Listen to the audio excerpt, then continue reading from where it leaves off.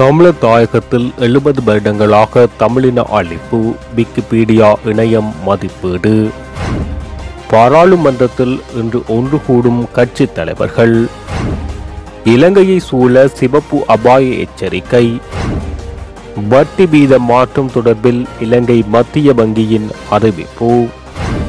பிள்ளைகளை பாடசாலை அனுப்ப வேண்டாம், பெற்றோரிடம் விடுக்கப்பட்டுள்ள கோரிக்கை. யாழ் போதனா வைத்தியசாலையில் கேள்வி கேட்ட ஊழியர் மீது தாக்குதல். விடுதலை புலிகளின் காலத்திலும் ரணிலை ஆதரித்த வடக்கு மக்கள். சுமந்திரன் திட்டவட்டம். இலங்கைக்கு வரவுள்ள அதிவேக இணைய சேவை. எலான் மஸ்கின் புதிய திட்டம். எதிர்வரும் 31ஆம் தேதி எரிபொருள் விலைகளில் மாற்றம். அரசு சேவையில் சம்பள முரண்பாடுகள் ஆராய விசேட குழு. ஜனாதிபதி பணிப்பு.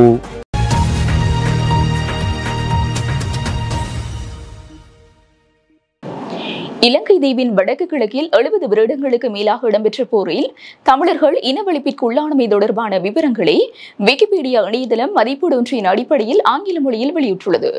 விக்கிபீடியா இணையதளத்தில் குறித்த அறிக்கையின்படி 1956ஆம் ஆண்டு தொடக்கம் 2009ஆம் ஆண்டு வரைக்கும் 253,818 பொதுமக்கள் கொல்லப்பட்டுள்ளதாகவும் அதில் 2009ஆம் ஆண்டு ஜனவரி மாதம் முதல் மே மாதம் வரைக்குமான இடைப்பட்ட காலப்பகுதியில் 169,796 பொதுமக்கள் கொல்லப்பட்டதாக அறிக்கையிட்டுள்ளது. இதனிடையே இந்த காலப்பகுதியில் பலாத்காரம் செய்யப்பட்ட பெண்களின் எண்ணிக்கை 12,437 எனவும் கைது செய்யப்பட்டு சித்திரவதை செய்யப்பட்டவர்கள் 112,246 எனவும் இடம்பெயர்ந்தவர்கள் 23,90,809 எனவும் முதல் முறையாக விக்கிபீடியா அறிக்கையிட்டுள்ளது. ஈழத் தமிழர்களுக்கு எதிராக இன அழிப்பு இடம்பெற்றுள்ளது என்பதை இன்றளவிலும் ஏற்க மறுக்கும் தரப்புகள் சர்வதேச மட்டத்தில் காணப்படுகின்ற நிலையில் இவ்வாறான அறிக்கை வெளியிடப்பட்டுள்ளது. பாராளுமன்ற வளாகத்தில் விசேட கட்சி தலைவர்கள் கூட்டம் ஒன்று நடைபெற உள்ளதாக தெரிவிக்கப்படுகிறது. குறித்த கூட்டம் இன்று நடைபெறுவதோடு எதிர்வரும் வாரம் நடைபெறவுள்ள பாராளுமன்ற விவாதங்கள் தொடர்பான நிகழ்ச்சி நிலை தயாரிப்பது குறித்து இதன்போது கவனம் செலுத்தப்பட உள்ளது. பாராளுமன்றத்தின் சிரேஷ்ட அதிகாரி ஒருவர் கருத்து தெரிவிக்கும் போது இந்த விடயத்தை சுட்டிக்காட்டியுள்ளார். இதேவேளை பாராளுமன்றத்தின் பொதுநிதி குழுவும் இன்றைய தினம் கூட உள்ளதாக அறிவிக்கப்பட்டுள்ளது. பொது வேட்பாளர் என்பது தமிழர் மத்தியில் ஒரு மாயை ஏற்படுத்துகின்ற விடயம் என ரணில் 2024 செயலணியின் தலைவர் கணபதி பிள்ளை மோகன் தெரிவித்துள்ளார். மட்டக்களப்பில் இடம்பெற்ற நிகழ்வொன்றில் கலந்து கொண்டு ஊடகங்களுக்கு கருத்து தெரிவிக்கையில் அவர் இதனை தெரிவித்துள்ளார்.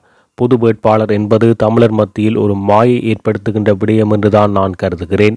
ஜனாதிபதி தேர்தலில் தமிழர்கள் கடந்த காலத்தில் தமது வீரர்களை சுட்டுக் கொன்றதை மறக்க மாட்டார்கள் என நினைக்கின்றேன். இந்த நிலையில் தேர்தல் நடைபெறும் என ஜனாதிபதி தெரிவித்துள்ளார். அதில் மாற்று கருத்துக்கு இடமில்லை. எனவே தேர்தலை மையமாக வைத்து அபிவிருத்திகள் நடைபெறுகின்றன எனும் கருத்துக்கள் எதிர்க்கட்சிகளினது தாங்க முடியாத மனசஞ்சலமாகும். ஏனெனில் தற்போது திறக்கப்படுகின்ற அபிவிருத்தி திட்டங்கள் அனைத்தும் கடந்த 2 வருடங்களுக்கு முன்னர் ஆரம்பிக்கப்பட்டவை. எனவே தேர்தலை மையமாக வைத்துக் கொண்டு அபிவிருத்திகள் நடைபெறுகின்றது என்பது ஏற்க முடியாத கருத்தாகும். கடந்த கால ஜனாதிபதி தேர்தல்களில் தமிழர்கள் தமது வேர்களை சுட்டுக் கொண்டதை மறக்க மாட்டார்கள் என நினைக்கின்றேன்.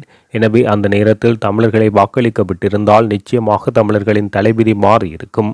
தற்போது எங்களுக்கு நாங்களே சூனியம் வைத்துக் கொண்டு நாம் சகலதையும் இழந்து கொண்டிருக்கின்றோம்.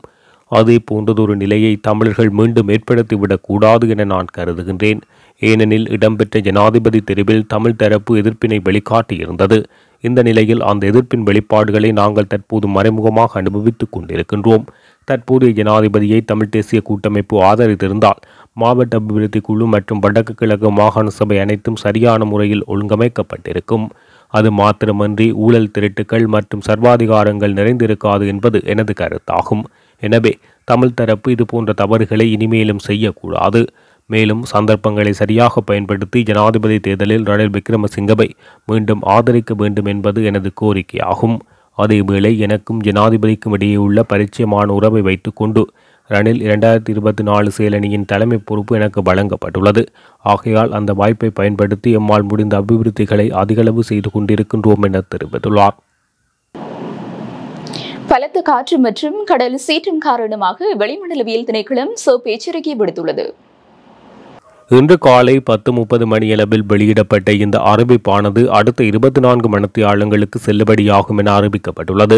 இதன்படி நாட்டை சூழவுள்ள கடற்பரப்புகளில் காற்றின் வேகம் அவ்வப்போது மணித்தியாலத்துக்கு 60 தொடக்கம் 70 கிலோமீட்டர் வரை அதிகரித்து வீசக்கூடும் என்பதுடன் அந்த பிரதேசங்களில் கடல் மிகவும் கொந்தளிப்பாக காணப்படும் என வளிமண்டலவியல் திணைக்களம் அறிவித்துள்ளது. மீனவர்கள் மற்றும் கடல்சார் தொழிலில் ஈடுபடுவோரை மறு அறிவித்தல் விடுக்கப்படும் வரை கடலுக்கு செல்ல வேண்டாம் என அறிவுறுத்தப்பட்டுள்ளது. கல்பெட்டியிலிருந்து கொழும்பு, காலி மற்றும் ஹம்பாந்தோட்டை ஊடாக பொத்துவில் வரையான ஏனைய கடற்பரப்புகளில் கடல் அலையானது 2.5 தொடக்கம் 3 மீட்டர் வரை உயரலாம் என திணைக்களம் குறிப்பிடுகின்றது. இதன் காரணமாக கல்பெட்டி, கொழும்பு, காலி முதல் மாத்தறை வரை கடல் அலைகள் நிலத்தை நோக்கி வருவதற்கான சாத்தியக்கூறுகள் காணப்படுவதாக வளிமண்டலவியல் திணைக்களம் தெரிவித்துள்ளது. இலங்கை மத்திய வங்கி தனது கொள்கை வட்டி வீதத்தில் மாற்றமில்லாமல் இருக்க தீர்மானித்துள்ளது. இலங்கை மத்திய வங்கி நாணய கொள்கை சபையில் நேற்று நடைபெற்ற கூட்டத்தில் இந்த தீர்மானம் எடுக்கப்பட்டுள்ளது. இதன்படி மத்திய வங்கியின் கொள்கை வட்டி வீதங்கள் நிலையான வைப்பு வசதி விகிதம் 8.50% வழக்கமான கடன் வசதி விகிதம் 9.50% பராமரிக்க முடிவு செய்யப்பட்டுள்ளது. நாட்டில் நிலவும் மழையுடனான காலநிலையால் இன்ஃப்ளூவன்சா வைரஸ் பரவும் அபாயம் காணப்படுவதாக எச்சரிக்கை விடுக்கப்பட்டுள்ளது. இந்த நாட்களில் சிறுவர்களிடையே இன்ஃப்ளூவன்சா ஏ மற்றும் பி வைரஸ் தொற்றுக்கள் பதிவாகி வருவதாகவும் அவர்களில் இன்ஃப்ளூவன்சா ஏ தொற்றுக்குள்ளான சிறுவர்களின் எண்ணிக்கை அதிகமாக உள்ளதாக தெரிவிக்கப்படுகின்றது. குறித்த தகவலை கொழும்பு ரிச்வே ஆர்யா சிறுவர் வைத்தியசாலையின் விசேட வைத்திய நிபுணர் திபால் பெரேரா தெரிவித்துள்ளார். காய்ச்சலுடன் இருமல், சளி, தலைவலி, உடல்வலி போன்ற அறிகுறிகள் தென்பட்டால் அது காய்ச்சலாக இருக்கலாம். இதுபோன்ற அறிகுறிகள் இருந்தால் பிள்ளைகள் பாடசாலை மற்றும் பாடசாலைகளுக்கு அனுப்ப வேண்டாம் என அவர் கேட்டுக்கொண்டுள்ளார். மேலும் குளிர்காலத்தில் இன்ஃப்ளூவன்சா வைரஸ் பரவும் எனவும் வைரஸ் பரவாமல் தடுக்க முகக்கவசங்கள் பயன்படுத்துவது மிக அவசியம் என வைத்திய நிபுணர் தெரிவித்துள்ளார். இன்ஃப்ளூவன்சா வைரஸ் என்பதால் தடுப்பூசிகள் இல்லை எனவும் பாராசிட்டமோல் மருந்தை செலுத்தி தண்ணீர் மற்றும் இயற்கையான திரவங்களை எடுத்துக்கொண்டு ஓய்வு எடுக்க வேண்டும் என விசேட வைத்திய நிபுணர் திபால் பெரேரா தெரிவித்துள்ளார். யாழ்ப்பாணம் போதனா வைத்தியசாலைக்குள் மோட்டார் சைக்கிளுடன் உள்நுழைந்தவர் கேள்வி கேட்ட வைத்தியசாலை உத்தியோகத்தர் மீது தாக்குதல் நடத்திய சம்பவம் ஒன்று நேற்றைய தினம் இடம்பெற்றுள்ளது. தாக்குதலில் வைத்தியசாலை உத்தியோகத்தர் படுகாயமடைந்ததுடன் தாக்குதல் நடத்தியவர் கைது செய்யப்பட்டார். யாழ் போதனா வைத்தியசாலையின் விபத்து மற்றும் அவசர சிகிச்சை பிரிவில் நேற்று திங்கட்கிழமை இரவு 10 மணியளவில் குறித்த சம்பவம் இடம்பெற்றுள்ளது. வாள்வெட்டு கிழக்காக காயமடைந்த ஒருவரை மோட்டார் சைக்கிளில் ஏற்றியவாறு மது போதையில் வந்த நபர் ஒருவர் விபத்து மற்றும் அவசர சிகிச்சை பிரிவுக்குள் நுழைந்து சிகிச்சை அளிக்க கோரியுள்ளார். இதன்போது ஏன் மோட்டார் வண்டியில் உள்ளே வந்தீர்கள் என கேட்ட வைத்தியசாலை உத்தியோகத்தர் மீது மது போதையில் வந்த நபர் அலுவலக மேசை மீது இருந்த அச்சு இயந்திரத்தை தூக்கி தாக்கியுள்ளார்.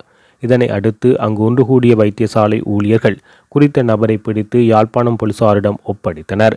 காயமடைந்த வைத்தியசாலை உத்தியோகத்தர் மற்றும் வாள்வெட்டில் காயமடைந்தவரும் சிகிச்சைக்காக வைத்தியசாலை விடுதியில் அனுமதிக்கப்பட்டனர். குறித்த சம்பவம் வைத்தியசாலை ஊழியர்கள் மத்தியில் அதிர்ச்சியை ஏற்படுத்தியுள்ளது.